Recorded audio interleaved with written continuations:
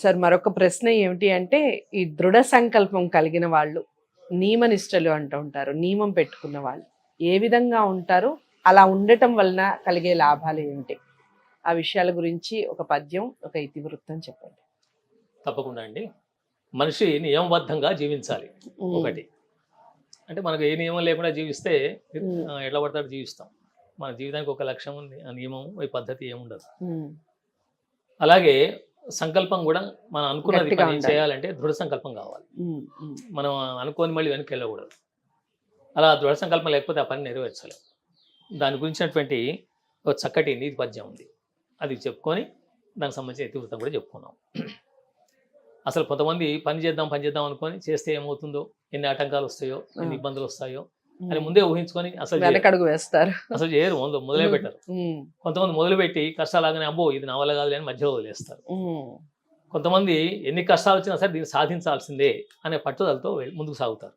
అది దృఢ సంకల్పం. దానికి సంబంధించిన పద్యం ఇది. ఆరంభింపరు నీచమానవులు విఘ్నాయాస సంత్రస్తులై. నీచ మానవులు అంటే తక్కువ స్థాయి మానవులు. తక్కువ స్థాయి మనుషులు ఏం చేస్తారంటే నీచ ఉచ్చ. ఉచ్చ అంటే ఉన్నతమైన, నీచ అంటే తక్కువ అని అర్థం.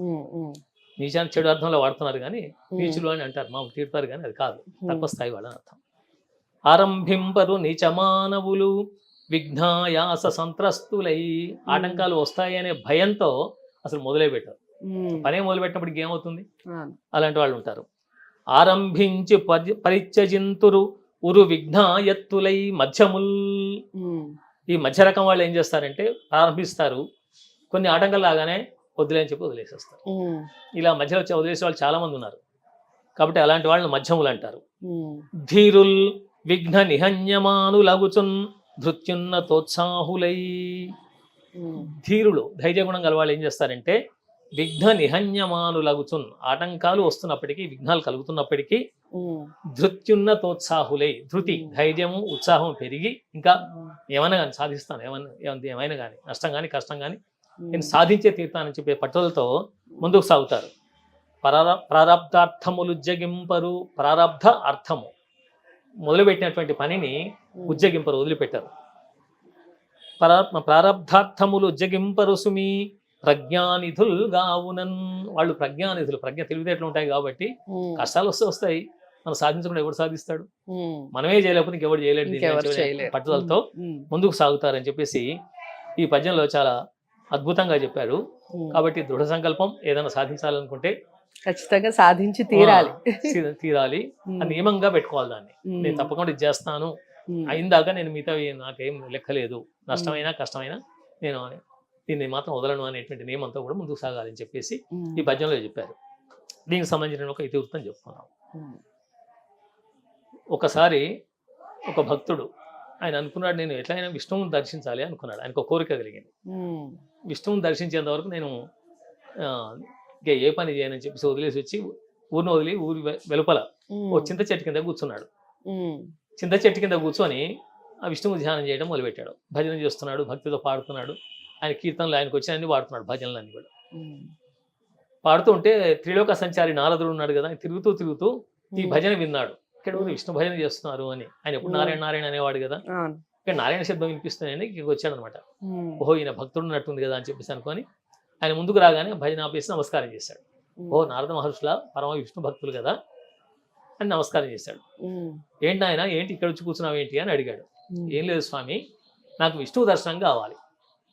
మీరు మళ్ళీ విష్ణువు దగ్గరికి వెళ్తారు కదా, వైకుంఠానికి వెళ్తారు కదా, వెళ్ళినప్పుడు ఒక మాట అడగండి, నాకు విష్ణువు దర్శనం ఎప్పుడైతుందో అడిగిరండి దయచేసి, మళ్ళీ వచ్చి నాకు చెప్పండి అన్నాడు. ఓహో ఈయనకు విష్ణు దర్శనం కావాలా, అడుగుదాంలే అని చెప్పేసి అనుకున్నాడు. నిజంగా అడిగి చూద్దాం, విష్ణు భక్తుడే కదా ఈయన కూడా అనుకుని, సరే తప్పకుండా అడిగి చెప్తాను ఆయన అన్నాడు. ఈయన భజన ఈయన చేసుకుంటాను. నారదుడు వెళ్ళిపోయాడు. ఆయన తిరిగి ఎక్కడ తిరగాలని తిరిగేసి చివరికి వైకుంఠానికి మళ్ళీ చేరుకున్నాడు. చేరుకుని విష్ణు దగ్గరికి వెళ్ళి, నారద ఏం విశేషాలు అన్నారు. విశేషాలు పెద్ద విశేషాలు ఏం లేవు, అంతా మామూలుగానే ఉంది. భూలోకంలో మాత్రం ఒక గొప్ప విశేషం ఉంది అన్నాడు. ఏం కనిపించింది నీకు అన్నాడు. ఏం లేదు, ఒక భక్తుడు చింత చెట్టు కింద కూర్చొని నీ భజన చేస్తున్నాడు, నీ ధ్యానం చేస్తున్నాడు. ఆయన ఒక ప్రశ్న అడగమన్నాడు నిన్ను అన్నాడు. నన్ను అడగమన్నాడు. ఏమని అడగమన్నాడు అని. నాకు విష్ణు ఎప్పుడు కనిపిస్తాడు అని అడగమన్నాడు అని.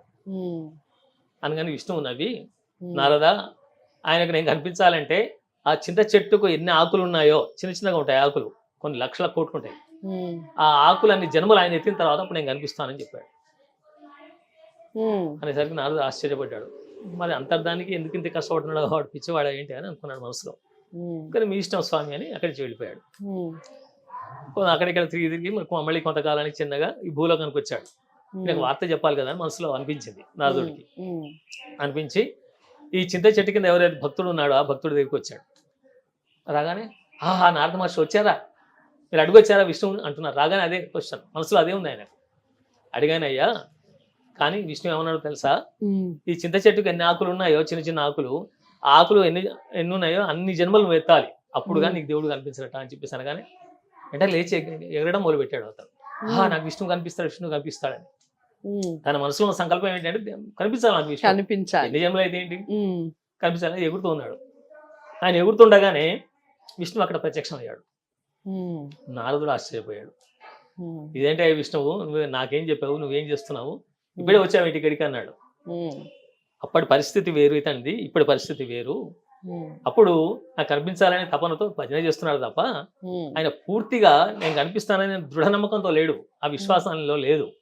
ఇప్పుడు ఆ దృఢ సంకల్పం వచ్చి ఆనందంగా ఎగురుతున్నాడు కనిపిస్తానని చెప్పేసి, అందుకే వెంటనే కనిపించాను అన్నాడు. ఆ దృఢ సంకల్పం ఉంటే నేను వెంటనే దర్శనం ఇస్తాను అని చెప్పేసి ఆయన అనగా నారదుడే ఆశ్చర్యపోయాడు.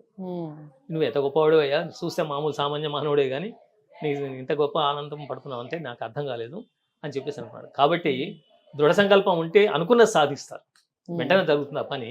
అలాంటి దృఢ సంకల్పాన్ని కలిగి ఉన్నాడు ఆ భక్తుడు, విష్ణు దర్శనాన్ని సాధించగలిగాడు. అలాగే మనం నియమం అనుకున్నాం. ఒక జాట్ ఉన్నాడు, అక్కడ జాట్ అంటారు ఉత్తరాదిలో, ఒక రైతు, మామూలు రైతు ఉన్నాడు. ఆ రైతు వ్యవసాయం చేసుకుంటూ ఉండేవాడు. ఉదయం నుంచి సాయంత్రం ఎప్పుడు బిజీగానే ఉండేవాడు. అయితే ఆ ఊళ్ళోకి ఒక సాధువు వచ్చాడు. చూశాడు, ఎప్పుడు ఈయనకు భగవన్నామ స్మరణే లేదు, కనీసం అసలు దేవుడు అనే ధ్యాస లేదు, వేరే విషయాలు ఏం పట్టించుకోవట్లేదు. పొద్దున్నే లేవగానే ఏదో ఇంత చద్దనం తినేస్తున్నాడు, వెళ్ళిపోతున్నాడు, పొలంలో పని చేసుకుని రాత్రికి వస్తున్నాడు, హాయిగా పడుకుంటున్నాడు, మళ్ళీ వెళ్తున్నాడు. ఇలా ఊరికే యంత్రంలాగా పనిచేస్తున్నాడు ఇతనికి ఏదైనా జ్ఞానబోధ చేయాలి అని అనిపించింది ఆయనకు. అనిపించి, నాయన నువ్వు భగవన్నామ స్మరణ చేస్తున్నావా అన్నాడు. అంటే ఏంటి స్వామి అన్నాడు. ఏం లేదు, దేవుడిని కనీసం ఆయన స్మరిస్తూ ఉండాలి కదా అని, నాకు అంత సమయం ఎక్కడ ఉంది అన్నాడు.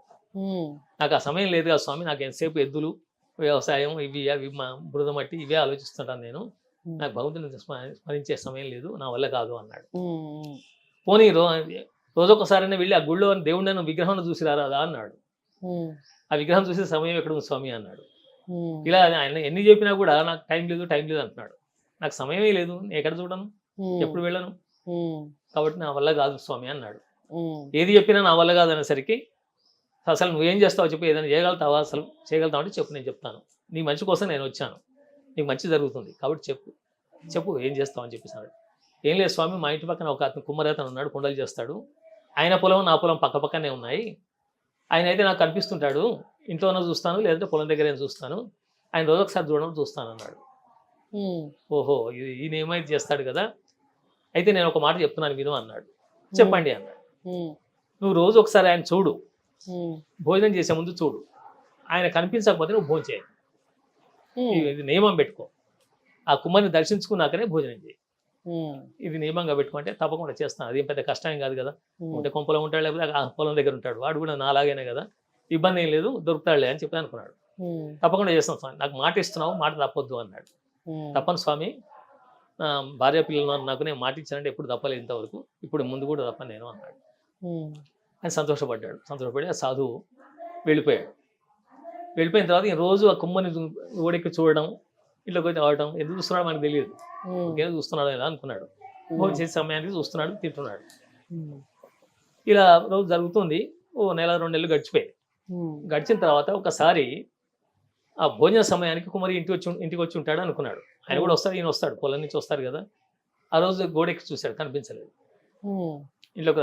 ఇంట్లోకి రాలేదా అని అడిగాడు. అతను రాలేదా అంటే ఆ పిల్లవాడు ఎవడో మా నాన్న రాలేదు అని చెప్పాడు.